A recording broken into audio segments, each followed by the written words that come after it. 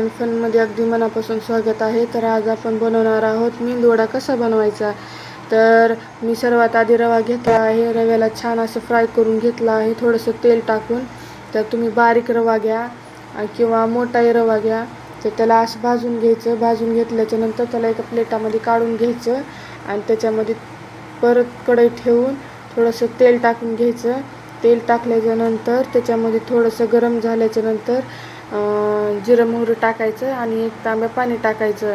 जसं तुम्ही तुमच्याकडे 2 वाटी असेल तर तुम्ही 1 तांब्या टाकू शकता. मी 2 वाटी रवा घेतला होता म्हणून 1 तांब्या पाणी टाकलं आहे आणि त्याला छान असं हलवून घ्यायचं. हलवून घेतल्याच्यानंतर त्याच्यामध्ये थोडंसं अर्ध सुकलेली लाल मिरची आणि थोडीशी कोथिंबीर आणि मीठ टाकून घेऊन त्याला छान असं हलवून घ्यायचं. हलवल्याच्यानंतर त्याला छान थोडं 5 मिनटं रेस्टला ठेवायचं. रेस्टला ठेवल्याच्यानंतर परत हलवून घ्यायचं. हलवून घेतल्याच्यानंतर एका ताटामध्ये त्याला काढून घ्यायचं. त्याला एका ताटामध्ये काढून घेतल्याच्यानंतर त्याला छान असं थंड झाल्याच्यानंतर त्याला छान अशा प्रकारे त्याला तिमून घ्यायचं. तर तुम्ही माझ्या चॅनलवरती नवीन आहात तर तुम्ही माझ्या चॅनलला सबस्क्राईब करा आणि ही रेसिपी तुम्ही लहान मुलांना करून द्या. ही रेसिपी त्यांना खूपच आवडेल आणि खायलाही खूप छान लागतं. तर मी अशा प्रकारे ह्याला छान असं मळून घेत आहे. आता आपलं हे मळून झालेलं आहे. तर असे छोटे छोटे गोळे घ्यायचे आणि त्याला छान असं डोनट शेप द्यायचा. डोनट शेप द्यायचा सर्व. आता मी सर्व तसंच करून घेणार आहे. तर तुम्ही बघू शकता की कुठूनही चिरा पडल्या नाहीत किंवा कुठूनही ते फुटलेलं नाही आहे, कारण पीठ टिंबल्यामुळं ते छान पिठासारखं येतं. तर मी गॅसवरती थोडंसं मिडियम फ्लेमवरती तेल ठेवलेलं आहे आणि त्याच्यामध्ये थोडंसं टाकून बघते की आपलं तेल गरम झालेलं आहे की नाही. तर माझं तेल गरम झालं आहे. तर आता मी ही त्याच्यामध्ये हळूहळू सोडून घेते.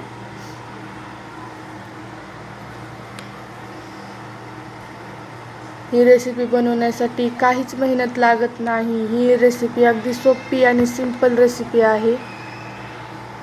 तर तुम्ही बघू शकता की मी बारीक गॅसवरती त्याला छान असं फ्राय करून घेतलं आहे. तर आता ह्याला छान असं आलटून पलटून घ्यायचं दोन्हीकडून, जेणेकरून आपली दोन्ही साईड भाजली जाईल आणि क्रिस्पी होईल. तर ह्या प्रकारे त्याला छान असं फ्राय करून घ्यायचं.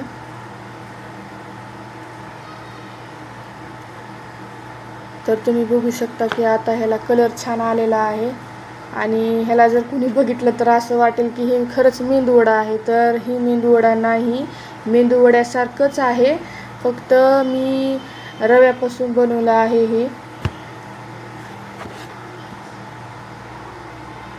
तर आता मी एका प्लेटामध्ये सर्व काढून घेत आहे आणि राहिलेलं जे आहे तर ते मी मध्ये टाकून छान असं फ्राय करून घेते.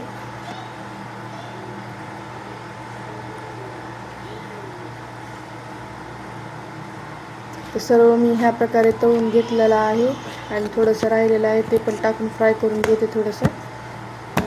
तर ह्या प्रकारे ताटामध्ये काढून घ्यायचं आणि तुम्ही सॉस किंवा खोबऱ्याची चटणी ह्याच्यासोबत एन्जॉय करा मस्त.